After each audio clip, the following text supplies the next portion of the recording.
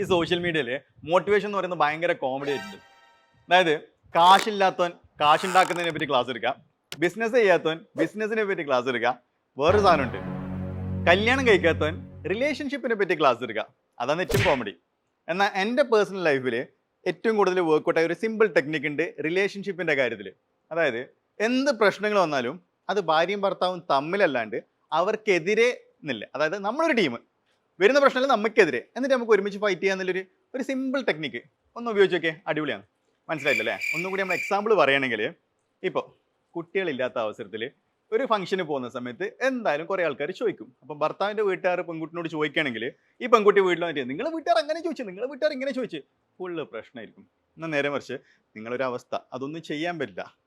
അത് നിങ്ങൾ രണ്ടുപേരും മനസ്സിലാക്കിയിട്ട് ഒരു ഫംഗ്ഷന് പോകുന്ന സമയത്ത് ഇങ്ങനെ കുറേ ചോദ്യങ്ങൾ വരാൻ ചാൻസ് ഉണ്ട്, അത് നമ്മൾ പ്രിപ്പയർഡ് ആണ്. തിരിച്ചു വരുന്ന സമയത്ത് ഇന്ന് അയാൾ ചോദിച്ചിട്ടാ, ഇന്ന് ഇയാൾ ചോദിച്ചിട്ടാ, അത് പറഞ്ഞിട്ടൊരു ഫണ്ണി രീതിയിൽ അങ്ങ് ഒഴിവാക്കി വിട്ടു നോക്കിയേ, ഒരു പ്രശ്നം ഉണ്ടാവില്ല. കുറേ പ്രശ്നങ്ങൾ നമുക്ക് അങ്ങനെ കുറക്കാൻ പറ്റും. ഒന്ന് ആലോചിച്ച് നോക്കിയേ, നൈസ് അല്ലേ?